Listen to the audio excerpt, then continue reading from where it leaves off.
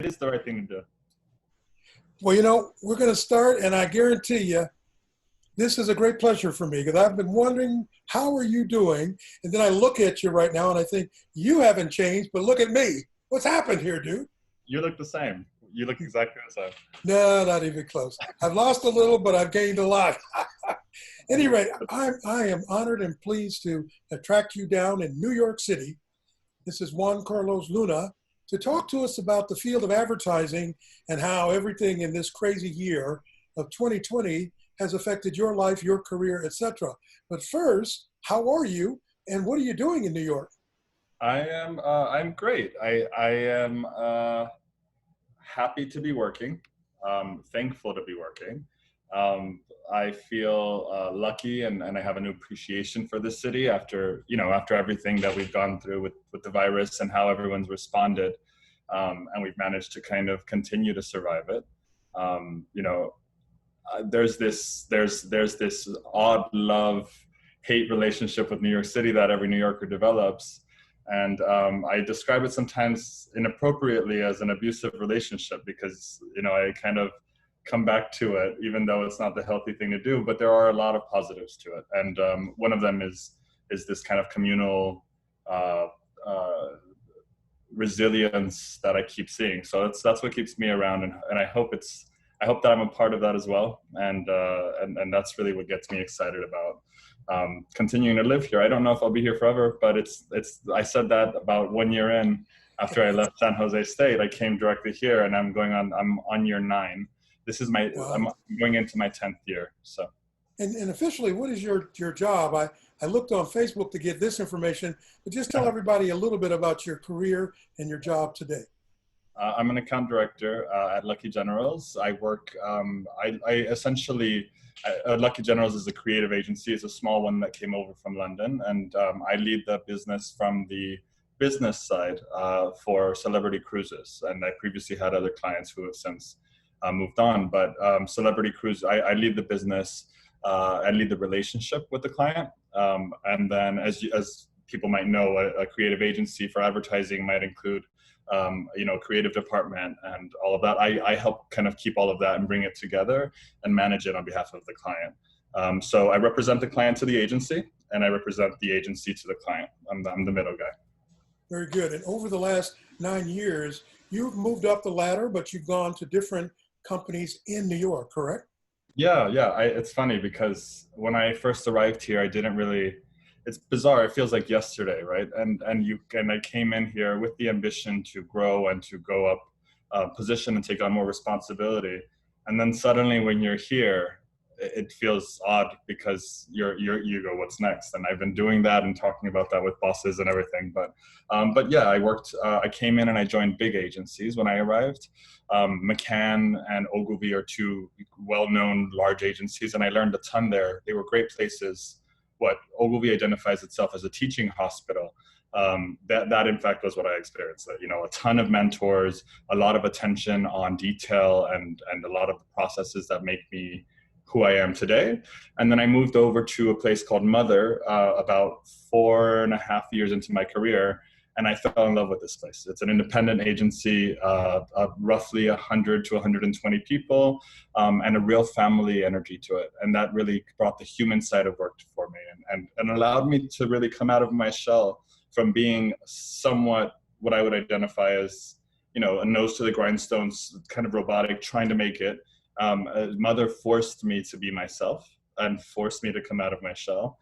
And I've now merged that with my work life, right? So I can be myself at work, and obviously with more years of experience, you have more confidence, and somehow that's how I've arrived here today. And it's really exciting. So at Mother, I worked on Target and Stella Artois, the beer. And before that, at Ogilvy, I worked with Comcast, NBC Universal, and before that, some other clients, mechanics on mobile and stuff like that.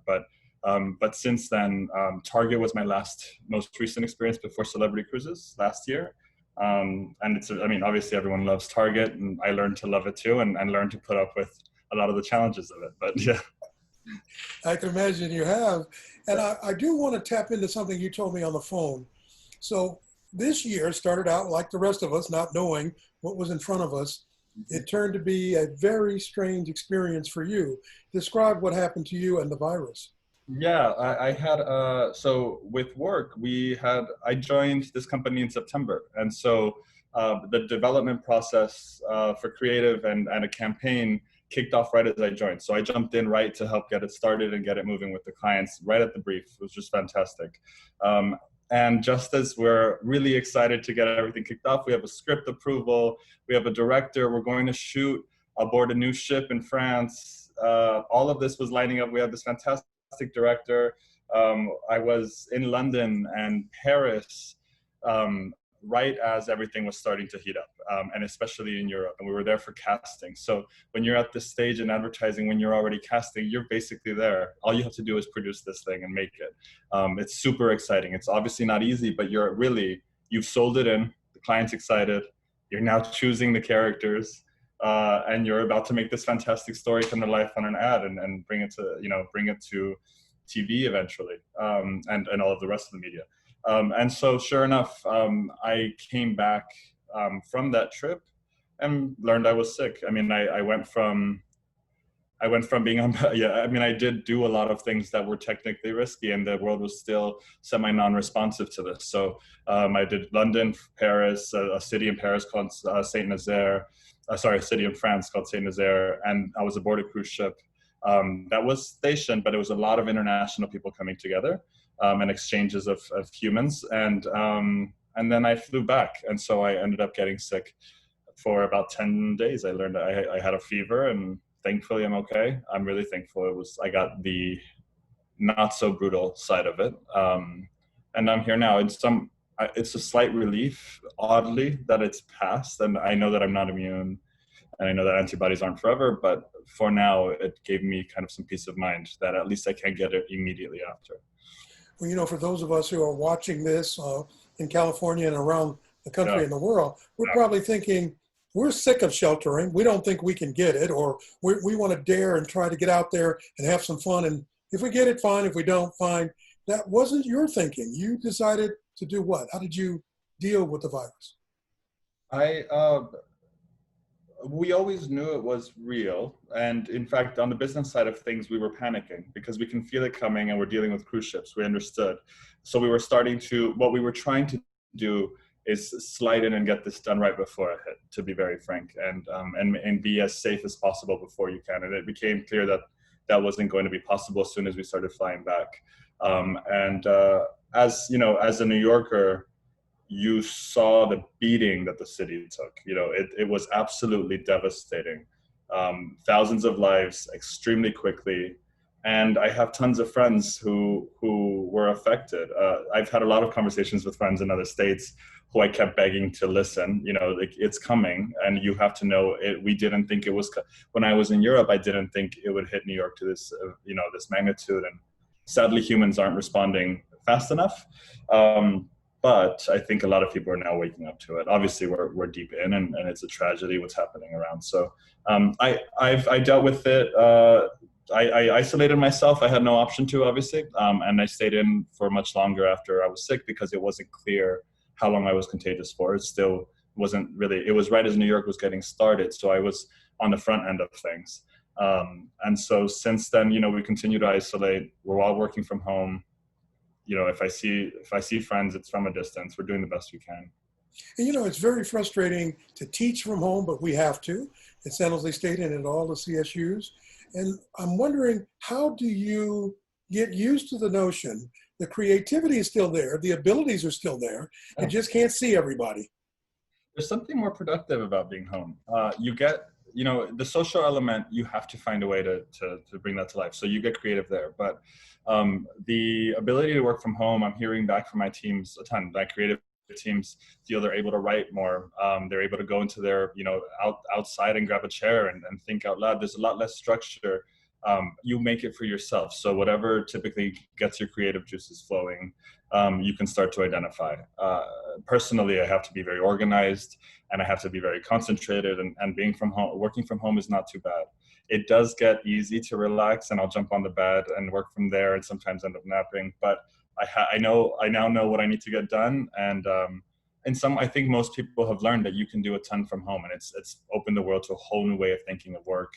I do empathize with people who are starting new jobs, without having had built those relationships prior, but you do it this way, and I think it's about allowing yourself to be vulnerable in those conversations so that you can connect. That's essentially what you do when you're in person and you get to know each other that way. So yeah, so far good. And take advantage of the moment. You're home, Yeah. you've got to stay there. Instead of complaining about it, you make it work for you, is what you're saying. And that's very good. How is the industry planning ahead for this? Are they thinking it'll be over by Christmas? Are they thinking we better be ready for another long slot in 21? What do you think? No, we're thinking of, I'm currently involved in a lot of ways about how we bring in young talent through Zoom and through, video conferences. It's not likely we'll be back in the office this year. Even when we do return. So the exciting thing about advertising that it always has been, and that's really what I learned when I went over to the mother side and the human side of it, when you remove the big corporations and you allow kind of more nimble companies to do their thing, they get really creative with how they work, how they hire, how they respond, and they're quite responsive. Now we're understanding that you don't need to go into the office to get so much done. And so there's conversations around maybe having one day in the office a week, or having an office that serves more as a workspace than it is a work, a daily work check-in type place. The old way, it's crazy to call it the old way, but so much, we're still getting the same work done from home and we're wrapping up by 5 p.m. And that's a bizarre feeling in New York, because growing up here, the way that I worked, I would sometimes sleep in the office. And that's because home is far, because it's cheap rent when it's very far away. But also the workloads were so intense. So I recall my first 4 years of advertising, I don't remember being home. I remember it was a luxury to be home before 9 p.m. It was just nonstop heavy work. Now I get to manage myself, and I have a firmer understanding of things, but there is an efficiency working from home that advertising agencies are starting to experiment with and think about different ways to work to still accomplish what our clients need. So it's very likely that we'll never have a full work day, a full work week the same, and that's typically advertising agencies are great at leading the way there. That's similar to tech. Tech will go forward and has the money to finance all types of benefits. Advertising never has the money, but has some flexibility and interest to get things kind of to see. It starts with the energy of attempting to be perceived as progressive, but in fact, those things end up happening. And so different styles of work are coming, and this type of connection is very likely to continue. You have that energy, that buzz that comes with New York, comes with being a professional. You've been there for 9 years, but I remember this guy when he graduated and he got on a plane and went to New York, and your family's in Los Angeles, if I remember correctly. Yep. How did you figure that all out? I had doubts. I still have them. I remember when, I'll tell you a bit of a story. I was dating someone, and I remember thinking, I can't leave this relationship. This is the best thing that's ever happened to me. We were 6 months in, by the way, but I was a kid leaving San Jose State, and I was so excited, and this is the way and everything. And one of my best friends and I connected that same, around this time when I had been offered an internship for the MAPE program, which is how I got here. And I sat with her for lunch while we were over the summer. And she was like, "Are you crazy? You've been talking about New York since you were in high school." And I didn't remember that. I don't remember knowing that. I just knew that I was interested. And somehow my intention was always to come here. So advertising is primarily, this is advertising, the advertising mecca. Yes, there are other places. In fact, 10 years ago, LA wasn't as strong as it is today for advertising, and offices were shutting down. And San Francisco had Good B and some other great agencies. But I knew that, sorry. Sounds like somebody wants your attention. Oof, no, yeah, these are these bizarre, that's my meeting. My calendar is just blowing up. Sorry about that. No, that's okay. I'm sorry for the noise. But I came to New York knowing that this is where I would have the most opportunity. I honestly was quite insecure that I would get jobs. So I knew that I had to go to the place with the highest amount of opportunity, and that was New York. And so I knew I wanted to work in advertising. I had a blast my last year at San Jose State in the DBH class. We were running that Chevy project that I still love today, and I still talk about to people. And that had felt like that was my route for work, and so New York was the right place to be. My family has always understood. I went away from LA to San Jose State. I love to travel, so I'm not shy about getting home, and we keep in touch. But yeah, life is separating us geographically, and at some point I'll probably return. Yeah, that's not. I'm not sure exactly when, or I'll just become really bi-coastal and continue to pop back and forth. I'm not sure yet. That would be very cool. No. Help me explain to the students that thinking where you've been brought up in many communities and cultures. Stay close to home, stay close to family. Why in the world would you go 3,000 miles away to start your career? And how do you explain it to mom and dad? That's what I was raised with. And I hear that every day still. I've listened to it for 10 years. So day one, when I arrived here, it was time to come back to LA, right? I've always understood that to leave is to grow, and to change is to grow. And going to San Jose State was that step for me. I went 6 hours, a 6-hour drive away from home. I couldn't return to my comfort so easily. So I think it's really important that I get uncomfortable. I've always thrived that way. I think that's whenever you're the least comfortable in life is when you're going to learn the most about yourself. And I have friends who are really resistant to change, who I've encouraged to push themselves this way. My best friend moved out to New York, for example. She would have never left LA. And I saw her grow incredibly fast. And not only because it's New York, it's because she took herself out of her family element. She learned how much she values them while being away from them. She met other people. She stimulated her mind in different ways. She learned other parts of her career that were possible. It's opened up so many doors for her. And her energy changes. You become this person who is more open to other people, who is more curious. It doesn't mean that it's not hard. I think that's the biggest part. I think nobody pretends that it's easy.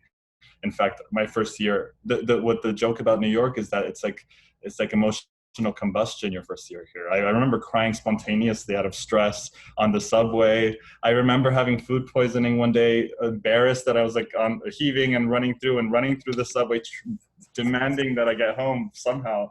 I didn't make any messes, but I remember wanting to just be with my family and be home, and it forces you to grow up.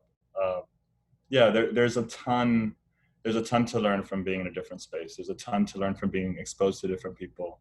And whenever I can, if it's not moving away, I encourage travel, but really living somewhere for a year or two will tell you a lot about yourself and allow you to focus in your career. Because when you're home, it's so simple. I'm Mexican, and my parents didn't grow, sorry, that has nothing to do with being Mexican. I'm the child of immigrants who work with their hands and not with a computer. So when I get home and I jump on a video call, there's no such thing as a barrier for them or privacy. They want to speak to me and they expect to. So that's all a part of living with them. So you do need your own space, and you do need your chance to become the person who you are. I'd be remiss if I didn't ask you about the year 2020 and what we're living through right now with the second major issue, which is the Black Lives Matter movement. I've been impressed that the whole world now seems to be engaged in the notion we need to stop this. It needs to come to an end. In your profession, though, in advertising, I've noticed from friends of mine in Chicago and around the country that are telling me, we're starting to bring it into our ad campaigns. We're talking about it. We're not afraid of it anymore. Is that your experience in New York? It is. Advertising as an industry pays attention to trends and pays attention to culture. So our job is to plug our clients into what the conversations are of today, what the narratives are of today, and continue to challenge them. Those of us who care about the topic, sometimes more than others, are pretty aggressive and stealthily attempting to bring our clients along, right? working on Target, for example, we all strongly aligned together with Target about the importance of representative marketing and advertising, right? So casting was critical then. I think what's happened in the last few months since June has been amazing, and it's been an awakening to the next level of understanding about how our brand is inclusive or not. Moving into the workplace, if I can talk about that less so than my client, our workplace is reflecting aggressively. And I've always been a part of this because the reason I'm in New York is because of a program called MAPE, the Multicultural Advertising Intern Program. It was created in the late 70s, to do exactly what we needed to do. And it's diversify an industry that's incredibly white, incredibly full of of people whose parents and family work in the industry, or they have a connection to it. So it's kind of just a jump in and do whatever you're good at, figure it out type of industry. Because of MAPE, I've always come in and I've always known I'm a person of color, and I've always known that I represent us in every workplace. In fact, I've often have been the only one. And so to be in these spaces, I've always challenged it, but I've never had a societal mandate backing me the way that it feels now, right? And so now I'm in these conversations and I feel on fire because this feels like the perfect time to be here. The world is changing, the world is paying attention. With all due respect to my white colleagues, they're paying attention more than they ever have. And I'm able to call them white, and I'm able to tell them that that you have privilege and this is how it affects the world around you, and look at your lack of attention in these areas. So in the workplace at our company, there's a ton of self-reflection, and there's just some really great allies that are being born, and I love to see that. I am optimistic. I am also aggressively pushing and remaining conscious that now is the time, and that if we waste time, they will not get, I'm pushing for us to get things into writing and get actions into policies so that we can continue to act. This is not a change this is not a fad that's going to go away. We need to change the structure of our company, the way that we hire, the way that we recruit, and the way that we harness ideas and develop ideas so that they're representative of the rest of our society. So I spend a lot of time in this now. I have my client, which thanks to, COVID has made us more efficient. So I do my client work, and in our company, we're Lucky Generals. The theme goes there. We call the team, the task group is called Marching Forward. And I don't lead it intentionally. I don't want to be the person of color who leads it and it all falls on my shoulder. I want to be a participant, and I want to instigate, and I want to continue to push. And so that's what the role that I play.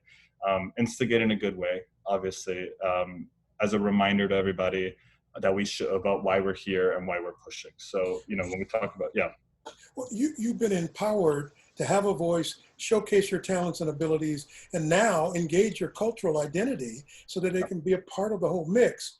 In journalism and in public relations, we're doing the same thing. The question, though, is this: if you still are dealing with corporation mentality, people who have always done it this way, and this is unfamiliar, and this is uncomfortable, do you have a strong enough voice to politely say, wait a minute, I'm hearing that's happening in journalism newsrooms. How about in advertising? it is.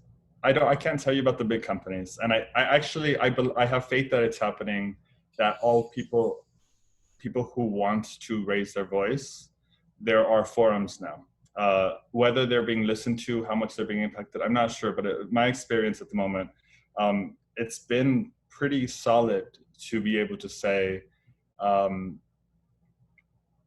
the truth is, an agency needs people of color in leadership. I've seen the difference. I've seen when I have a person of color in leadership, and I can feel the difference when I can see myself in that position potentially. But as of now, I've reflected so much on why I've been so insecure in New York City and why I've been forced to grow so much and adapt. And there's so much of it is myself. But then I also say, hey, there's never been role models. There aren't who are also Latino. There aren't people senior to me who are Black or anybody of color. There's so few of us. So the few times that I have seen it, I've noticed and felt the difference. And so I do that now. So now I'm this guy in conversations with the partners of our company, and I'm asking them what their succession plan is. Because the truth is, we need to diversify leadership. And the truth is, nobody's going to volunteer to give up their position. Then what are we going to do, right? And so you get more creative. And I think that's my thought, and what I've learned through a lot of the forums that I've been joining and listening to. My role now, I feel, is to absorb information from the resources that I have and bring them back over to the company. And right now I'm reminding them that a succession plan is the next most natural way for them to expect diversity, because it reminds them that they want to be promoted, great, continue to move up, and bring people in right behind you that are going to represent others. So that's one way. And yes, I find myself able to be very honest and kind of speak to things that have made me uncomfortable. I've become that mother. Like I said, mother really taught me to be myself and bring that. I've become a lot louder at that. I recall when I first started 2 years into working, we were casting and showing a location for us to shoot. And it was a client that I'll respectfully leave anonymous, but their head of communications, we were shooting for a inexpensive, low-income internet opportunities for low-income families. So it's a program that you qualify for a cheap internet if you qualify for the lunch program. So we're casting young kids of color to make sure that we're diverse representation, and we have this home. And I remember how uncomfortable I felt when the head of communications, I was a young person in the industry, said that these kids don't look poor, and that house doesn't look beat down enough. And I remember the feeling again of how uncomfortable I felt. And I remember running to my boss because I felt empowered, thankfully, to speak to her. And I told her how I felt, and she said, fix what her feedback is, and then slam her with your point of view. But do what she's asking, and then let her know that you cut every second of that inappropriate racist statement. And I said, okay, cool. So then we go back, and I said, and by the way, we move the camera over to a different part of the house, and we go, how about this house? And she goes, I love that house. Great, we've solved for it. And I said, I want you to know something. And she's like, yeah. And I said, I actually grew up in this neighborhood. We were going to shoot in LA. And I said, I grew up in these neighborhoods. And I said, I qualified for the lunch program growing up. And so I want you to know that I am very conscious that people who have less resources also have pride in their home and have pride in the way that they appear. And so that's not necessarily something that we have to worry about in this spot. I wanted her to know that I'm right here, and I'm a product of what she's working on. And I didn't end up like her stereotype might kind of lead her. Just to kind of check her, and it was really empowering at the time, and I continue to do it, continue to massage that into conversations whenever inappropriate things are said. Anyway, I'm drifting, but yeah. No, you're doing fine. And I put this slide in here just for you, because after talking to you last week, I said, wow, Tim Hendrick and I were talking about you a months ago, and Tim, he's doing great, and he wanted to say hello to you as well. Tim, I missed you. I absolutely tell him that you're doing great. If you would, 2 last questions. Yeah. One, to the students that are watching this in today's classroom, advertising, PR, journalism, wherever, how do we get past the shyness and have a voice in college to get practiced at doing it? And then also, what are we going to teach young people today about patience? We have no choice but to use Zoom to stay alive. Yeah. Some of us don't like it. We hate it. We don't want to be stuck at home taking a class or teaching a class, but we have to. What are your thoughts on all of those points? Well, I think it's a reminder that you're in charge of your life. And so that means that you're in charge of the way that you respond to anything that comes your way that you don't like. There's things you aren't going to be able to change, right? And one of them is the fact that we have to do Zoom calls. So then what do you do to make it work for you? Do you take Zoom calls from outside? Do you take Zoom calls from a different space every day? Do you hang up the Zoom call and go work out? What do you do to make it work for you? Because that's not going to change. I can't stop working. I need to make money. I choose the jobs that I can. I try to find companies that I like. I try to work with clients that interest me. You are in control of your own life. And yes, there will be stages where part of your control means sacrifice. And part of that ultimate long-term thinking of where I hope to be, where I am today, meant that I was in a lot of pain for several years. I'm not going to encourage that, but there's just a lot of stress at getting started on anything, because it's personal stress where you're learning about yourself. To your point about being shy, you're learning to test the boundaries of where you can express yourself. You should always practice that. It's only going to get. I would encourage anybody who's at school now debating whether they should speak up and whether they should learn certain things or whether they're slacking. I'm telling you that I'm now noticing where I could have practiced a ton more while I was in school. And so the opportunity to treat school like an internship is huge, especially with the journalism program, just mass communications, and the opportunity to get into these different kind of these opportunities to get into a role that's similar to real life is really valuable. And then to treat a class to kind of get to whatever you want to be. If you're a creative person and you have a data-driven class of some sort, well, then present that data creatively, because you're going to have to do it when you're working here. If you are a tech-driven person or kind of an analytical thinker and you're in a creative class, well, you can express yourself through writing that way too, and you can express yourself creatively in every possible way. There's ways to remember who you are while remaining flexible and applying that to everything that's not like what you are. That's what's exciting. That's what's exciting, is that you are yourself at a core, and then there's versions of you when you have to do different things. So you remain adaptable. And the last thing for you is always the one I ask at the end of every conversation. Yes. Are you happy? I am. I feel I am very happy, and that's an odd thing to say, because it can change every day, but you have to pay attention to kind of longer things. And I'm healthy, my family is healthy, and I'm doing what I came here to do. Thankfully, I'm still here. Thankfully, I still have a place to be. I have friends that I've met here who I continue to find, and I fall in love with my friends all the time, as in, I remember that I have such special people in my life. I need to kind of remind them how much I care about them. Sometimes I get a little distracted too much with work, and I find those times, and when I do that, I feel happy again, because I remember that they are who I live for, essentially, family and friends. So yes, I'm really happy. So it's not a lonely life. You told me you miss your family in Los Angeles. You wish you could get on a plane and go back and see them, but right now is just not the optimum time to do that health-wise. But I'm sure they understand you're following your dream and you're doing great. My family understands that I have a lot of families.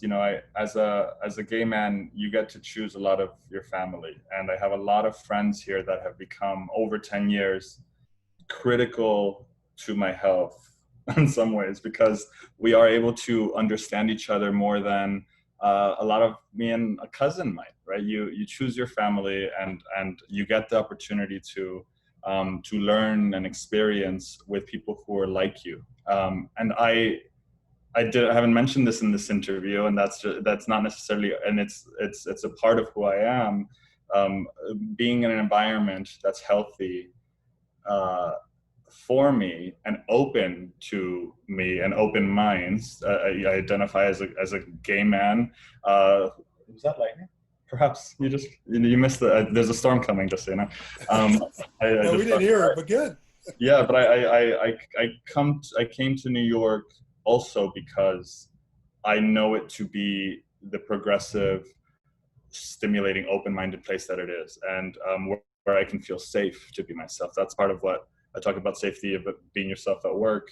It's not uncommon to find another gay Latino here, and that's not a bad thing. All of that leads to the relationships that I build, that I lose, that I gain, and all of that is part of a new family that I develop here, that my family then meets eventually back home in LA. So you kind of build your surroundings. Like I said, you ultimately have control of your life, and we all have the opportunity to deal with things according to how we kind of have been taught and have decided to respond. And that's a major part of all of our lives. We have the footprints of the beginning of our life teaching us how to be responsible and cautious and safe. But there are things that we have to do in our careers and in our personal lives to fulfill ourselves. And you're doing a fantastic job of that. 9 years out of San Jose State. Yes, indeed, we are proud of you. And anytime we can safely get you back to campus, you're welcome to be a guest speaker, certainly in my class, anytime. And quite frankly, you're always welcome in my life. It's great to see you again. Thank you for doing this for us. Anything you need. Thank you so much. Say hi to Tim for me. Hi, Tim, if you're seeing this. I will indeed. The advertising program would love to have your voice back in the building. So keep that in the back of your mind, okay? Yeah, great. Cool. Thanks, Bob. Very good. I'm going to stop.